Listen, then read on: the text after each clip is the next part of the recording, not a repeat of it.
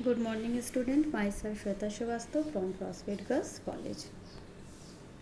तो जो previous lecture में मैंने आपको classification of market on the basis of functions और मेथड्स ऑफ मार्केटिंग के बारे में पढ़ाया था, आज का हमारा टॉपिक है classification of market on the basis of legality. First point, fair markets. If any commodities in the market is sold at a price fixed by the government is called a fair market. A fair price is following the fair market. ऐसी market जहाँ commodities के price government fix करते हैं fair market कहलाती है, और जो price government द्वारा फिक्स किए जाते हैं उन्हीं प्राइस पे उन कमोडिटीज़ को बेचा जाता है. Second, black market. A black marketeers operates in the black market. A black market is that markets where black marketeers sell commodities at a higher price than what is fixed by the law or official regulation. In a black market, transactions are done secretly, and it's mostly seen for those commodities demand of which always more than its supply. Black marketing can have an adverse effect on the price situation in the market. ऐसी market जहाँ पर commodities को निश्चित price से ज़्यादा price पे बेचा जाता है, ऐसे मार्केट में कमोडिटीज़ की डिमांड सप्लाई के कंपेयर में कम होती है. इस वजह से कमोडिटीज़ के मूल्य ज़्यादा होते हैं. मतलब कि ब्लैक मार्केट में जो भी चीज़ें बेची जाती हैं उनकी डिमांड तो बहुत ज़्यादा होती है, पर उसके अकॉर्डिंग सप्लाई नहीं हो पाती है, जिस वजह से उन कमोडिटीज़ के मूल्य को हमेशा बढ़ाकर बेचा जाता है. Open market. Open market is a market situation where products are sold at a price mutually fixed by the seller and buyer, who act independently without any legal formalities. In the open market, price is fixed at the point where competition and satisfaction meet together, or that point where an understanding is brought about with regard to fixation of price between buyer and seller. Open market. ऐसी market में मूल्य buyer और seller communities के द्वारा निर्धारित किए जाते हैं. गवर्नमेंट से इनका कोई लेना देना नहीं होता है. Fourth, regulated market. Sometimes the government frame certain rules for the effective functioning of the market to protect interest of various function of market and controlling malpractice of markets. Such markets which come into the ambit of those act are known as regulated market. इस market में government rules और regulation बनाती है जिससे कि market proper functioning कर सके. इसके बाद हमारा नेक्स्ट है factors affecting expansion of market. ऐसे फैक्टर जो मार्केट के एक्सपेंशन में काफ़ी हेल्पफुल होते हैं. इसमें दो तरह के फैक्टर्स दिए गए हैं, internal condition of a country and second characteristics of the commodities. First है आपका internal condition of a country.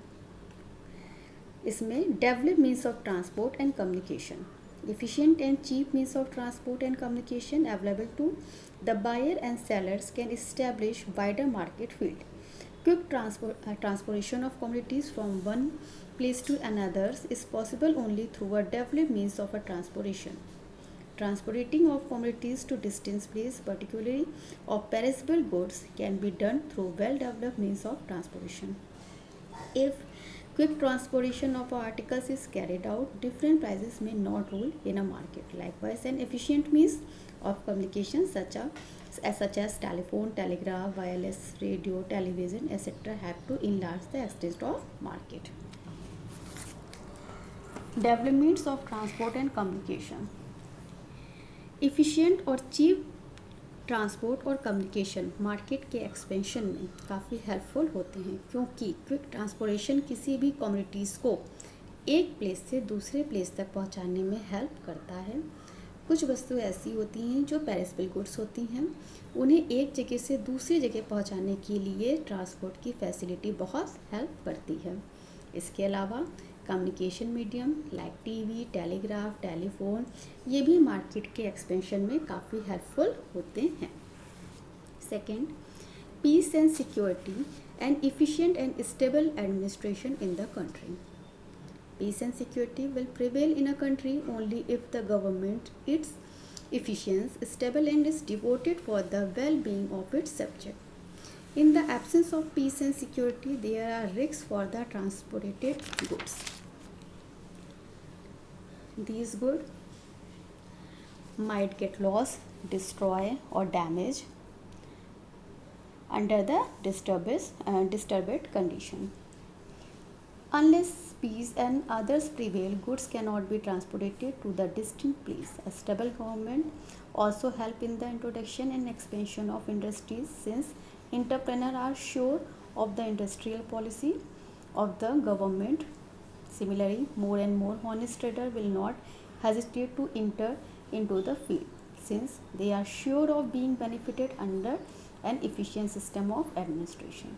Traders from other countries are also influenced by these factors to a greater extent in executing trade dealing with other countries. Therefore, peace and stability are conducive for the growth of market in a country.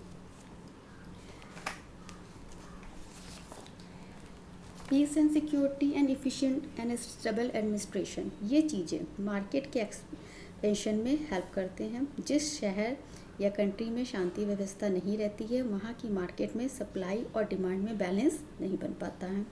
इसके अलावा stable government किसी भी industry के expansion को बढ़ावा देती है.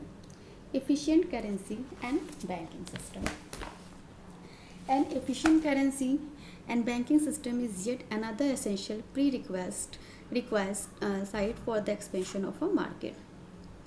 An unstable currency will result in the fluctuation in the prices of commodities, which may discourage traders of other countries to execute trade agreement. An efficient system encourages traders or businessmen to extend their business field conventionally and profitable, resulting in a wider market. Credit transaction through bank undertaken efficiently will result in faster movement of commodities toward the market.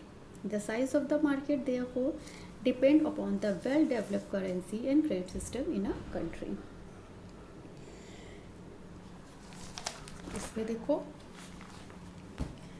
जिस भी country में currency और banking system की facility अच्छी होती है, वहाँ की मार्केट का एक्सपेंशन बहुत तेज़ी से होता है. जिस भी कंट्री में well develop currency and credit system होता है, वहाँ मार्केट ईजिली डेवलप की जा सकती है. Modern and scientific method of trade. Today trade is done mostly on a modern scientific way.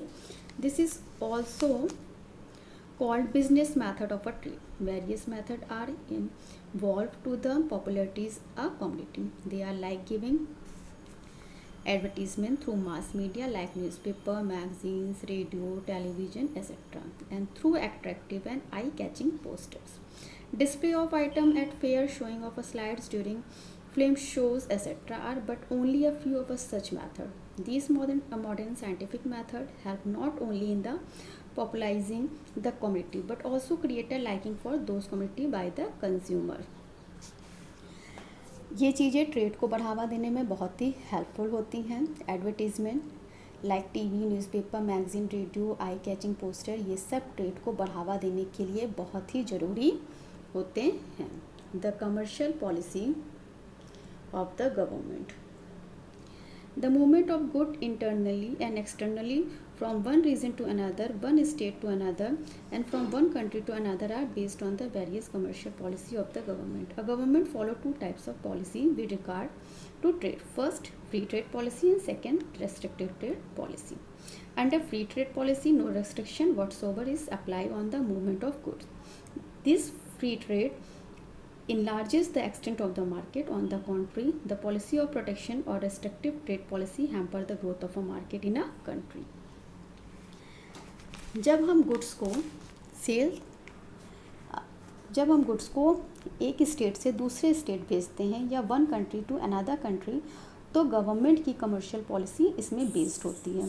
ये दो तरीके की पॉलिसी अपनाते हैं. First, free trade policy. इसमें किसी भी प्रकार का कोई रेस्ट्रिक्शन नहीं होता है, जबकि रिस्ट्रिक्टिव ट्रेड पॉलिसी में लाइसेंस, कोटेशन, ये सारी चीज़ों पे ध्यान दिया